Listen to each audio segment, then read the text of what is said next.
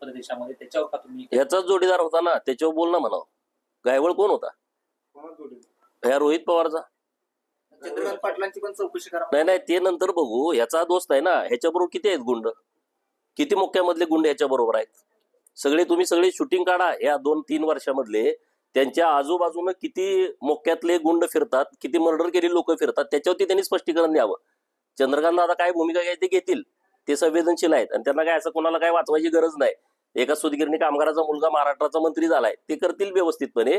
पण तुम्ही जे लोकांना सजेस्ट करताय त्यापेक्षा तुमचे हे सगळे गुन्हेगारी क्षेत्रातले नेमके जोडीदार कोण आहेत ह्याची काय श्वेतपत्रिका काढायला पाहिजे. काय सगळे व्हिडिओ सगळे डिटेल काढून कोणी सल्ला द्यावा, कोणाला सल्ला द्यावा, ह्याला पण जरा स्वतः आत्मपरीक्षण करण्याची आवश्यकता आहे. सोडून द्या सगळा विषय. हे बघा, या विषयावरती मी काही बोलणार नाही. माझा विषय त्या दिवशी संपला इशारा सभेनंतर, त्यामुळे आता तो विषय माझ्यासाठी अत्यंत महत्वाचा नाही.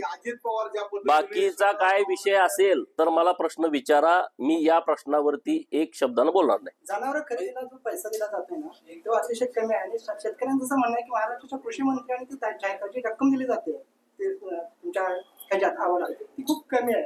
नाही कुठली म्हणताय तुम्ही? हा, शेतकऱ्यांच्या काही सूचना असतील जनावर खरेदीच्या बाबतीमध्ये जी सरकारकडून मदत मिळते किंवा अन्य काही सूचना असतील तर नक्की त्यांनी आमच्याकडे द्याव्यात, तिथल्या लोकप्रतिनिधींच्याकडे द्याव्यात. त्यांच्या सूचना माननीय मुख्यमंत्री महोदयांच्याकडे पाठवून त्यामध्ये जे काय बदल करण्याची आवश्यकता आहे ते आम्ही माननीय मुख्यमंत्री महोदयांना भेटून आम्ही करू. मी उद्या सोमवारी सोमवार आहे ना, परवा सोमवारी आम्ही माननीय मुख्यमंत्री महोदयांना भेटणार आहोत.